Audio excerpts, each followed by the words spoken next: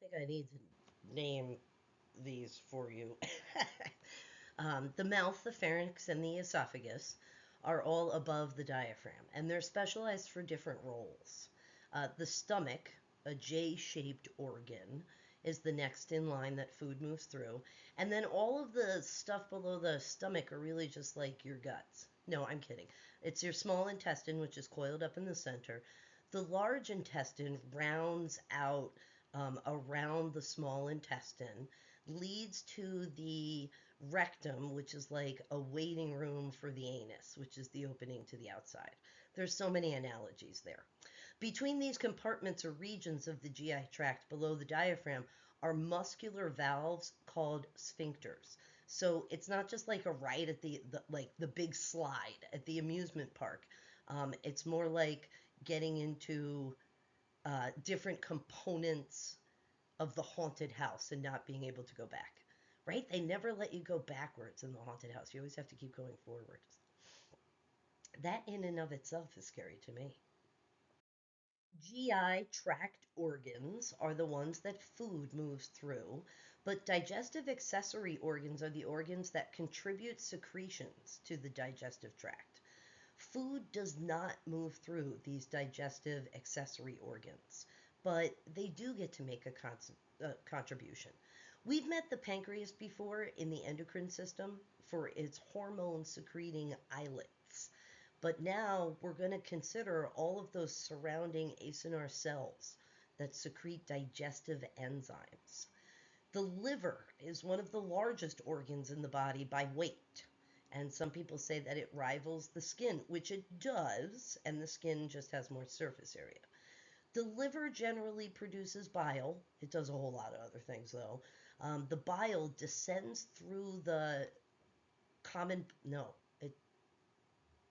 it descends through the liver. I'm drawing a blank because it's 7:30 in the morning. The bile descends through the liver and gets stored in the gallbladder. And then from the gallbladder, it's injected into the small intestine. The liver also cleanses blood from the digestive tract, and so therefore it's part of something called the hepatic portal system. And we have seen a portal system before in the hypothalamus and anterior pituitary gland. Surrounding your guts is a serous membrane, much like the pericardium surrounding the heart. The serous membrane of the digestive tract is very hard to visualize because it surrounds all of these differently shaped GI organs. But that membrane is called the peritoneum, and it encloses the peritoneal cavity. Most of the GI organs are in the peritoneum, but there are a few, like the pancreas, the upper small intestine, which is called the duodenum, and the rectum, are all retroperitoneal. So they're not contained in that peritoneum cavity. I have a picture here on the right of someone with a condition that is called ascites.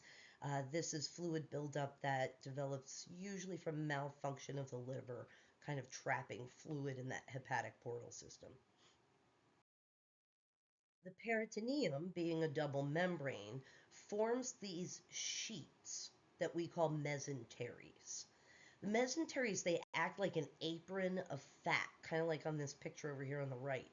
And mesenteries have blood vessels, they've got lymph nodes, they've got all kinds of nerves running through them. Mesenteries feed the small intestine, the colon, and the stomach with blood vessels, nerves, and lymphatics.